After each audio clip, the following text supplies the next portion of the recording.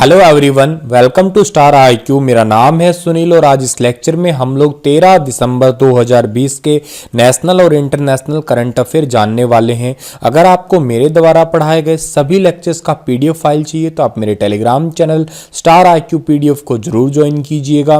और अगर आप लोग इस चैनल पे पहली बार आए हैं तो स्टार आईक्यू यूट्यूब चैनल को सब्सक्राइब भी कर लीजिएगा।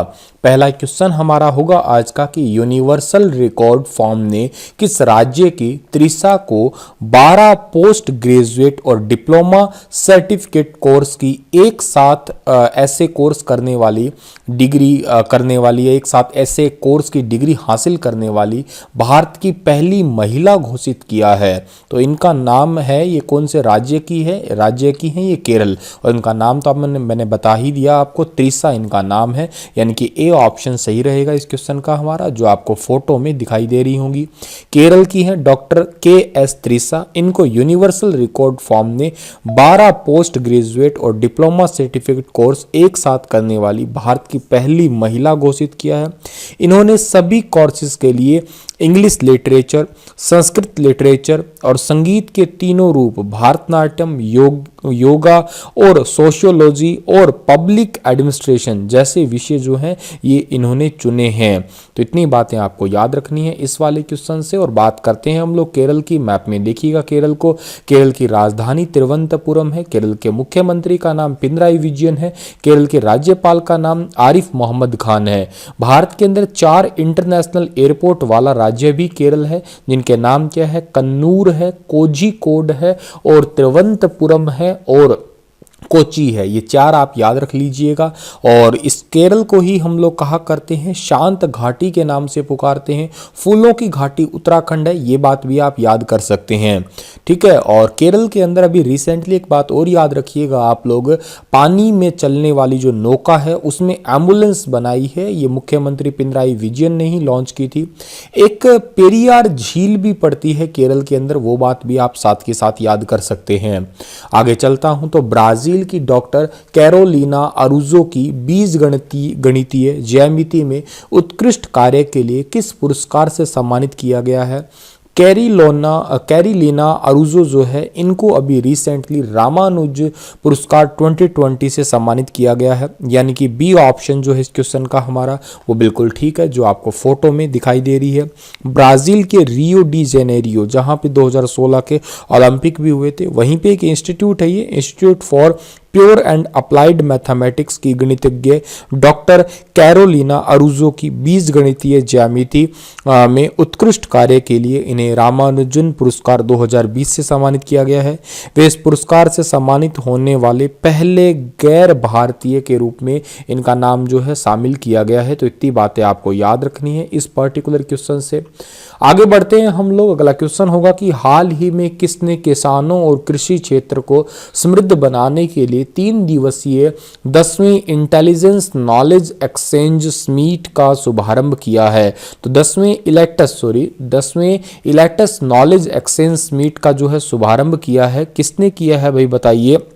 ये जो किया है अभी रिसेंटली हमारे भारत के केंद्रीय कृषि मंत्री है, जिनका नाम है नरेंद्र सिंह तोमर, ठीक है।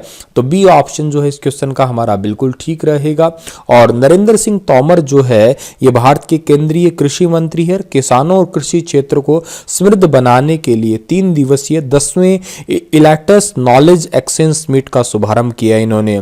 नरेंद्र सिंह तोमर ने नए कृषि सुधार कानूनों में किसानों के जीवन के बारे में जो है आमूल चूल बदलाव जो है किए हैं, जिससे किसानों का सारा डेटा जो है वो घर बैठे सरकार भी एक्सेस कर सकेगी और उससे किसानों को जरूरी सूचनाएं भी मिल सकेगी। अभी रिसेंटली इसमें हल्का सा ही अपडेशन किया है ताकि किसान थोड़े से राजी हो जाएं। मैं इस पर एक डिटेल डिस्कशन करूंगा, ये एक एनालिसिस करने वाली वीडियो जो है जरूर बनाऊंगा आपके लिए, ठीक है। आगे बढ़ते हैं तो निम्न में से कौन सा देश फाइजर बायोनटेक की कोविड-19 वैक्सीन को मंजूरी देने वाला तीसरा देश बन गया है। तो ये तीसरा देश बन गया है कनाडा, यानी कि डी ऑप्शन जो है इस क्वेश्चन का हमारा वो बिल्कुल ठीक रहेगा। कनाडा से पहले यूके और बहरीन फाइजर बायोनोटेक की वैक्सीन के इस्तेमाल की मंजूरी देने वाले दो देश ऑलरेडी बन चुके हैं। मैंने आपको पहले अपने वीडियो के अंदर समझाया भी है और पढ़ाया भी है इसके बारे में। कनाडा की कैपिटल ओटावा है। कनाडा की करेंसी कैनेडियन डॉलर है। पॉपुलेशन 3.76 करोड़ है। आगे जाते तो कोरोना के बीच किस देश के बेलग्रेड में इंडिविजुअल रेसलिंग वर्ल्ड कप शुरू हुआ है? तो इंडिविजुअल रेसलिंग वर्ल्ड कप शुरू हुआ है सर्बिया के अंदर, यानी कि बी ऑप्शन जो है इस क्वेश्चन का हमारा वो बिल्कुल ठीक रहेगा। ठीक है, और ये सर्बिया में शुरू हुआ है, तो आपको थोड़ा सर्बिया के बारे में तो पता होना ही चाहिए। ठीक है, सर्बिया जो है सर्बिया की कैपिटल बेलग्रेड है। डायलिंग कोड +381 है। राष्ट्रपति एल्केजेंडार वुइसी है।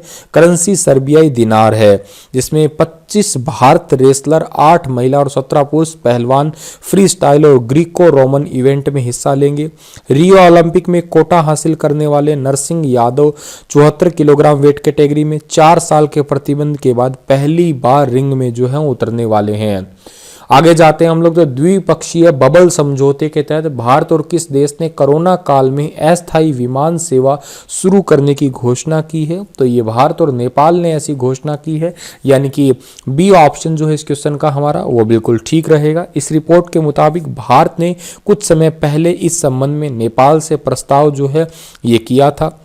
अब एक क्वेश्चन आता है कि भारत की सीमा कौन कौन से राज्य की लगती है नेपाल के साथ? तो एक तो है उत्तराखंड की 275, यूपी की जो है वो 551 है, बिहार की 726 है जो कि सर्वाधिक है, पश्चिम बंगाल की 275 है और सिक्किम की 99 है। तो टोटल कितने राज्य होंगे? 5 राज्यों की सीमा लगती है नेपाल के साथ। नेपाल की राजधानी काठमांडू है, नेपाल की करेंसी नेपाली रुपया है और नेपाल की राष्ट्रपति विद्या देवी भंडारी है। निम्न में से किसने वर्ष 2020 का विश्व एथलीट ऑफ द ईयर का खिताब जीता है? तो world athlete of the year का खिताब जीता है रोहास ने और डुप्लांटिस ने, यानी कि दोनों ने ही जीता है। सी ऑप्शन जो है इस क्वेश्चन का हमारा वो बिल्कुल ठीक रहेगा। इनको 2020 के एथलीट ऑफ द ईयर का जो है पुरस्कार मिला है। ठीक है, स्वीडन के पॉल वाल्टर को वो पुरुष विश्व एथलीट ऑफ द ईयर 2020 से भी सम्मानित किया गया है और वेनेजुएला की ट्रिपल जंपर रोहास को महिला विश्व एथलीट ऑफ द ईयर। ठीक है, तो ये दोनों नाम आप थोड़े थोड़े याद कर सकते हैं इस पर्टिकुलर क्वेश्चन से। आगे जाते हैं हम लोग। अगला क्वेश्चन रहेगा कि हाल ही में मध्य प्रदेश के किस धरोहर को यूनेस्को के विश्व विरासत की सूची में शामिल किया गया है? तो यूनेस्को की विश्व विरासत सूची में शामिल किया गया है ग्वालियर का किला और ओरछा के महल और मंदिर को, यानी कि दोनों ही ऑप्शन जो है इस क्वेश्चन का हमारा वो बिल्कुल ठीक रहेगा। ये है ग्वालियर का किला, ओरछा का महल या किला और राम राजा का मंदिर, ये दोनों ही मध्य प्रदेश राज्य की धरोहर है। इनको यूनेस्को के विश्व विरासत सूची में शामिल किया गया है। आप मुझे कमेंट में यूनेस्को के बारे में लिख के बताइएगा। आगे जाते हैं तो हाल ही में एशियन डेवलपमेंट बैंक यानी कि एडीबी ने भारत के जैव ईंधन के विकास के लिए कितने मिलियन डॉलर की सहायता की घोषणा की है? तो जैव ईंधन के विकास के लिए 2.5 मिलियन डॉलर, यानी कि बी ऑप्शन जो है इस क्वेश्चन का हमारा वो बिल्कुल ठीक रहेगा। एशियन डेवलपमेंट बैंक ने भारत में जैव ईंधन के विकास के लिए 2.5 मिलियन डॉलर की सहायता की घोषणा की है। एडीबी का हेडक्वार्टर कहाँ पे है? एडीबी का हेडक्वार्टर है मांडलू यांग फिलिपींस में। एडीबी के स्थापना जो ईयर है, स्थापना ईयर कौन सा है? वो है आपका 1966। असाकावा जो है इसके अध्यक्ष है, वो भी बात आप याद कर सकते हैं।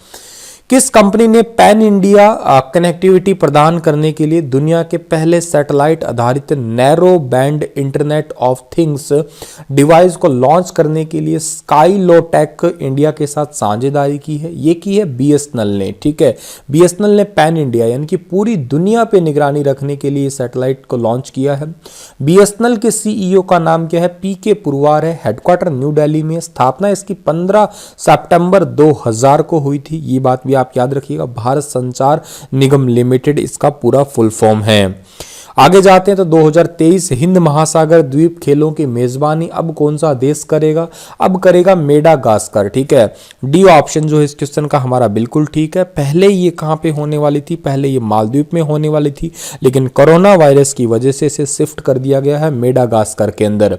अब मेडागास्कर की बात करते हैं तो मैप में देखिएगा, इसकी करेंसी क्या है?